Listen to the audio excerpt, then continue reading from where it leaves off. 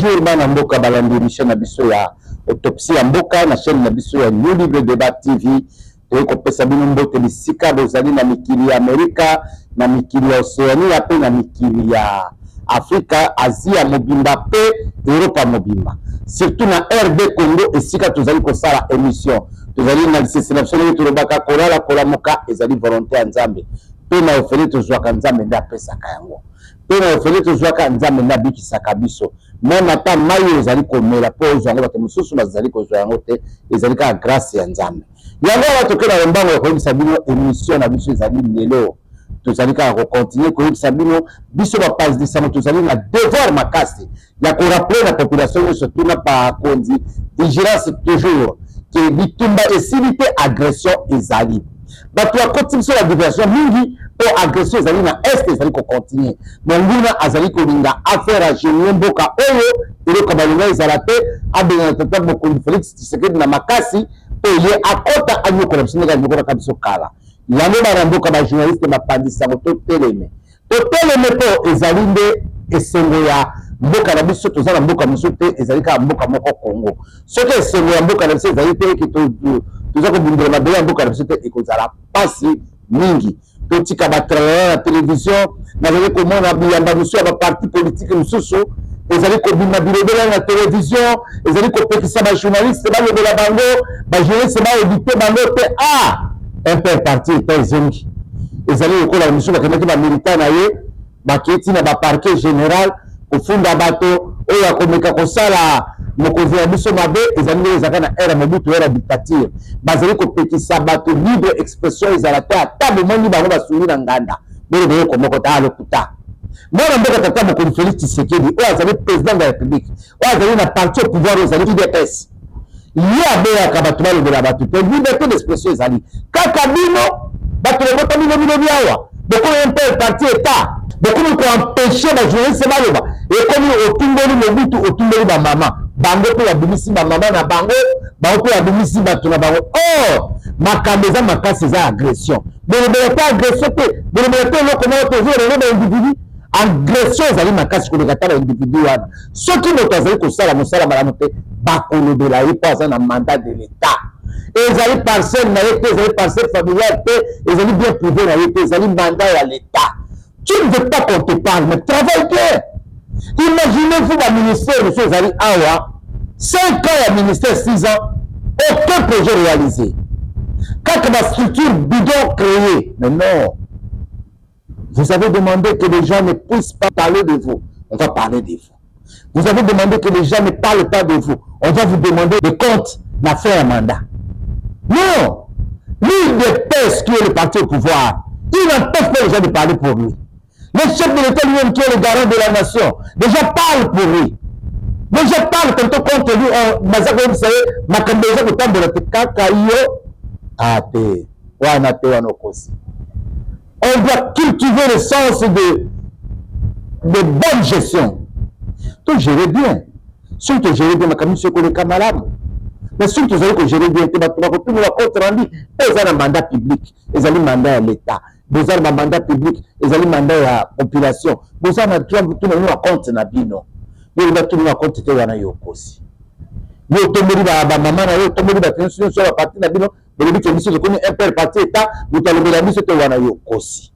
Vous avez un yokosi pour te connaître, te retourner. Donc, quand on a connu le makambo, Tali, immunité, ils allaient le sénateur à vie, il fallait pas l'ongola, ils allaient 3 sujets na Sénat. Ils ont immunité à moi dans Mboka Joseph Kabila et puis na ba immunité à moi dans Mboka Mingepo. Na côté moi dans Mboka Joseph Kabila, Joseph Kabila déjà connu Mokangemi. Batira ko sala oui club ko mona verdict na ko bima ba ko bimisa contre rendu à Sénat wana moi dans Mboka Joseph Kabila azali Mokangemi. Ba ko kangaye na ba infraction ba ko reprocher na ngo pour immunité là ici et là. Tout ka ko gérer mboka après ko ba rebelle po batela ta masima immunité au kanga tene comme ba flagrance ezali ba élément ezali kombo na yo et ko sala Mokangemi yo ezali ko bisa bato belé faut faire très attention nation ba sakana kana ngote comment je peux être chef de l'état demain je me transforme à chef de la rébellion et ça la caté ezalaka te ata moke te. Yango wana Sénat akati mbano alandi ba article 107 alandi ba article ba disposition surtout oyo ezali na règlement d'ordre intérieur bokolanda bino oyo Sénat alobi boye.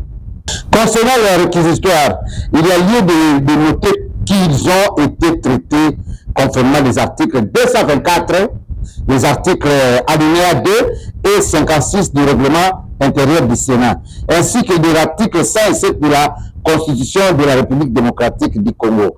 En effet, l'article 107, alinéa 2 de la Constitution de la République démocratique du Congo stipule qu'aucun parlementaire ne peut, au cours de session, être poursuivi ou arrêté, sauf en cas de flagrance délit, qu'avec l'autorisation de l'Assemblée nationale ou du Sénat. Selon le cas, l'article 11 du règlement intérieur prévoit que l'Assemblée plénière est compétente pour délibérer sur toutes les matières relevant du pouvoir et des attributions, notamment, point 24, autoriser les poursuites judiciaires contre les sénateurs, point 25, le lever des immunités parlementaires des sénateurs. L'article 224 alinéa 2 prévoit qu'en cours de session, pour toute demande d'autorisation, fin d'instruction, de poursuite, de levée de l'immunité parlementaire ou de suspension de poursuite déjà engagée à la charge du sénateur, l'Assemblée plénière, après débat à huis clos, constitue une commission constitue une commission spéciale chargée de l'examen de dit réquisitoire. L'article 56 alinéa 1 stipule que les membres d'une commission ou d'une sous-commission spéciale sont désignés par le bureau du Sénat sur proposition du groupe politique et des groupes provinciaux. Après lecture de deux réquisitoires et de tous ces articles de la Constitution de la République ainsi que le règlement intérieur par les rapporteurs, le président du Sénat, l'honorable Jean-Michel Sama Lukonde, a décrété un huis clos. Na huis clos wana esika ekozala sombele suka bisanga bolobo suka ya bibuli. Mwana mboka Joseph Kabila akobika te azali mokangeli. Baleve immunité na ye esekei etikala pesa bino contre rendu ya Sénat ndenge esili koleka. Créer commission wana pour la dossier ya ye na mwana mboka alingepo. Pour la mwana mboka alingepo bokolanda na bilili ye na mwana mboka Élysée boko mwana vice-ministre ya budget basalaki réconciliation na président ya caucus ya Équateur ya député ezalaki mwana mboka José Ngwanda ya sénateur ezalaki mwana mboka Pancras Bongo Koyi balingaki kime ekota entre bandeko mibale mpo bakomaki na po ya kobomana. Or makambo ya leta ezalaka kobomana te, makambo ya leta ezalaka barespect ya baarticle barespect ya makambo nyonso soki moko abongaki na misala akoki kosala misala mpo kimia ekota. Yango wana mwana mboka Elizabeth mwana vice ministre ya budget akendaki kokutana na ndeko na ye na bandeko na ye nyonso to ya Équateur na esika moko songolo mpo epermettre bango bayeba ndenge nini ya koyokana mpe kobongisa yango population azotuna biso. Mwana mboka journaliste tomoni likambo wana bayokani eske misala ekosalama lisusu to misala etelelaki ekosalama. Mwana mboka Elizabeth mwana azali monsieur azali moto ya bwanya lokola basi bayokani botala bino moko bozala ba Saint Thomas misala ekosalama misala ekomonana soki misala emonani te ekozala bango mibale na ya ningepo nde batie bamanda na bango Angers. Ningepo ayebaka azali mwana mboka ya Mongala apelisaki moto abomi moto ye moko mais azali sénateur il faut asala rôle na ye bakende na nde bakende na liboso te komaki kobomana kobengana babe ezalaki mais lokola kime ekoti oyo koto asala misala oyo koto azala satisfait la population amona ke misala tosengaki na ye asali yango soki asala yango te bango mibale bakobebisa électorat na bango. Lokola makambo etali 39 millions de dollars. Tomoni mwana mboka Willy Mishiki alobi abengisi ya Aimé Boji, abengisi mwana mboka Bulu Famba, abengisi mwana mboka Constant Mutamba, mukolo dossier wana ya 39 millions, société basalika lelo, bibi na tongo lobi ezambongo selo bango. Na makambo etali misolo, budget azalaka mutasaka DPO te.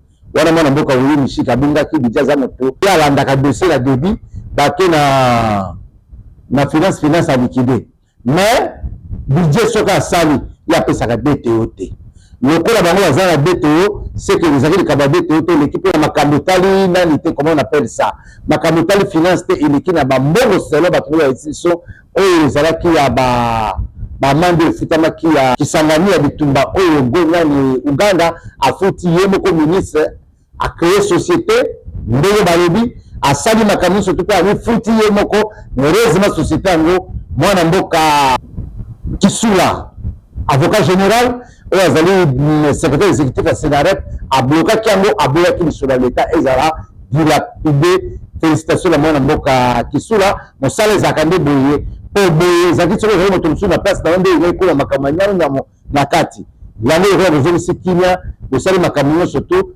ezali na esengo mingi mwana mboka Constant Mutamba soki ezali yo moto osalaki yango te eke ezali baza kokosela yo yela ndenge ya kopresibe dossier na po dossier na elaki osinga balobi yo ebelelaki awa na kati ya parlement na assemblée wana oyokai solo ya détournement babi solo ya détournement échange ka eyende na kana na yo sala makasi omila ave po solo wana elongwala nzoto na po solo wana elati yo makasi bokotala na bilili bapapier ya makambo mbongo wana bokotala société bacréé bokotala biloko nyonso tu ndenge ezali kosalama bokotala na bilili réconciliation ya ndenge esalamaki makambo nyonso tokomeli bino ezali nyonso tu na kati ya misala oyo touti kopesa bino na émission oyo mboka etambola na ndenge ya kimia bato balongola motema likundu tozali kopoursuivre kolasa bino na émission na biso ndenge mama Belongo abwakaki bapao na ye na ebale bokotala so besitele ndenge ezali kokende mama Belongo Clotilde azali moko membre ya AAP azali vice présidente ya parti ya PPC